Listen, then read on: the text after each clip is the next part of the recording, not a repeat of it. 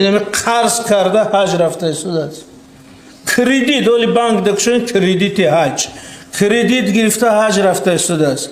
این ما در خانه شیشتیم، ایش زنگ میزنه، عممون زنگ میزنه، خالمون زنگ میزنه، کسی زنگ میزنه، یا 20,000 نمیگه که من یا حج روم. قرض گوه فروخته حج رفته، خانه فروخته حج رفته، بچه ها در مهاجرت در شرایطی وزنین ترین کار کرده، یکون سم روان میکنه حج میریم. یعنی که یک مردم با یک تفکری گرفتار شده است که حج این همی سال، فقط همی سال 1,200,000,000 سومون مردم صرف کرده برای حج عمره. همی 63,000. یعنی 1,200,000 سومون در چقدر بیمارستان، مکتب، آبادی کرده میشد. انا میره صرف کرده به حج، در حالی که خودش شرایط عادی ترین زندگی ندارد. بدون کمیس یکنیم 63,000 نفر اگر سنجیم، 60,000 نفرش از روی اسلام حقوق حج رفتن ندارد. ولی می شرکت های حاجی براغ هم رکلامه که اگر حج روی همروی پیامبر در روز قیامت میخیزید. حج روی نمیدونم کفن و بوی مشک بکنه چی، همخه فریب کرده مردمی بیچوره در دوم غلطونده حج روان کرده بیزنس. انا برای چی پیشوی ملت ایره تنظیم کنید؟ ما قانونی تنظیم کرده، یک بالو کرده دسترخوان مردم تنظیم کردن که زندگیش بهبود شود. باز یا سوراخ دیگه پیدا شده است. انا برای همین حج نه همچون اعتقادی جا تنظیم میشه، همچون یک مسئله اجتماعی. این همی شرایط به شود، 100,000 زیادی داشته باشی، مرحمت بلیت گیر خیز رو، هیچ کس مانع نیست. ولی او دعوت برای که تنظیم کنید فهمونید، باید همین مولاها دوملاهای عزیز به مردم فهمونند که محله، امام محله، امام ناحیه که برادر عزیز شرایط زندگی تو برای حج درست نیست، این حج تو ثواب ندارد یا حج تو ممکن نیست. حتی برای همین این مسئله اجتماعیش.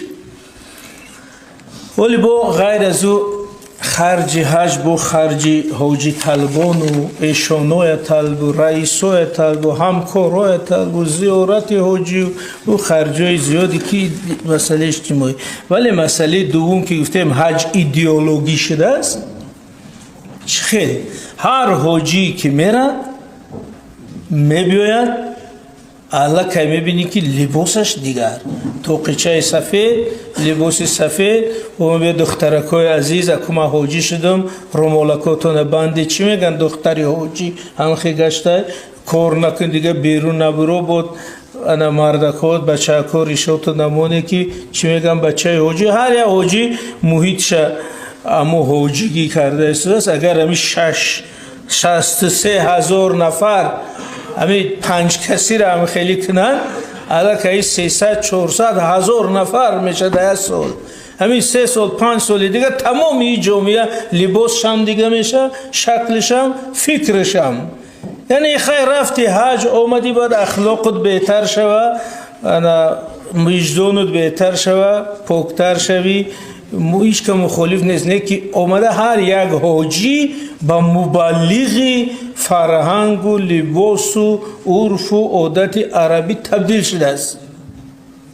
انا از این نظر ما میگیم حج علاقه مسئله ایدئولوژی شده است، مسئله ارزشی شده است که با ما به جای تقوا نمی لباس ورسده است، توقیچه ورسده است و او که میبینی خیلی که یک این افسر و پگان و لباس مخصوص داره. حاجی هم علاقه همچه طبقه اجتماعی از لباسش از رفتارش جدا شده است. بنابراین یک تحلیل امین است که امین روند با افکاری مردم، با هویت ملی ما، با ارزش‌های ملی ما علاقه تهدید داره. این حاجی که شد میگه خیلی شما روی من نوروز نمیرم، من حاجی مکن، شما روی توی من نمیرم، من حاجی. همی کم کم بسیار عاقبت‌های دیگر داره. خب وقت کمتره نمیگیم. پس چی میگیم؟ ما حج را نه به معنای اعتقادی بلکه عاقبت‌های اجتماعی و عاقبت‌های ایدئولوژی رو در نظر گرفته سپارش داده شد که علمای اسلامی، مرکز اسلامی، کمیته دین همین به مردم امیر فهمونه یک قرار کنه که در کدام شرایط میتوند حج رود. یعنی که در اصل میخواد بگه که همون طلبات شریعت تطبیق کنید که گفته که من همین خیلی میخواد شود بعد حج میروی تو که زندگی فرزندو زندگی محیطت خراب نشه.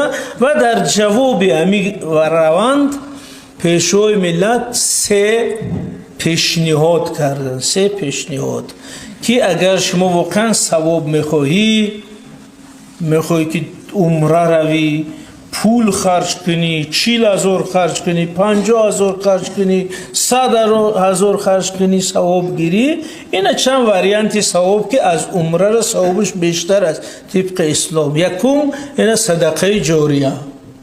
صدقه جاریه یعنی که شما یگان کپروک، یگان مسجد، یگان مکتب، یگان آب، یگان چی میسازید که تو وقتی که او کار میکنه ثوابش به شما میرسه. نام همین صدقه جاریه.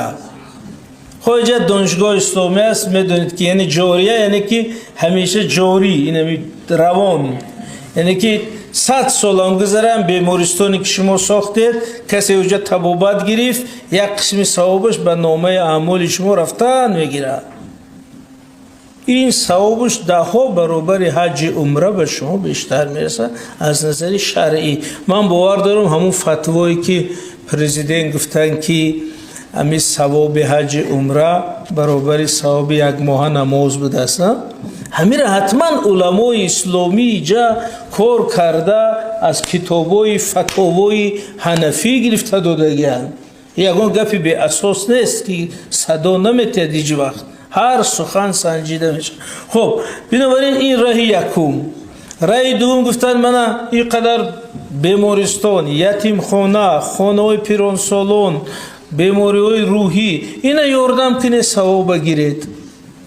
سوم یک تفسیر معنوی عرفانی از حج که در نیوگانی ما بود او را بیادرس کردن که مثلا این ساده نشیم که خدا یگان وجود جسمانی خوردکک است و در درونی همون خانه سیاه ایستاده است. شما از اینجا 50,000 دلار داده یا سامان داده من رفته خدا را زیارت کرده بیامی خیلی گپ نیست. بنابراین اما قرآن هم شریعت هم میگه که خدا به شما نزدیکتر از رگ گردن در دل مومن. خداوند در همه جا. کسی حتی از نظر اعتقادی یعنی علم کلام داخل است اگر به خدا حجم یا شکل قائل شود یکی خدا همو جهاد است ایجاد نه برای امر زیارت همو جره این خودش البته یک مسئله بسیار ایمانی است. بنابراین خدا همین جهاد هم است، ثواب همین جا هم است. اگر شما همینجا 10 تا یتیم پرورش کنه، بنابراین هم بزرگا گفتن دل به دست آور که حج اکبر است، از هزاران کعبه یک دل بهتر است. اینو گپایی بود که یک تفسیرای معنوی از حج دادن. این خیلی بحث همینجا خلاصه میکنه.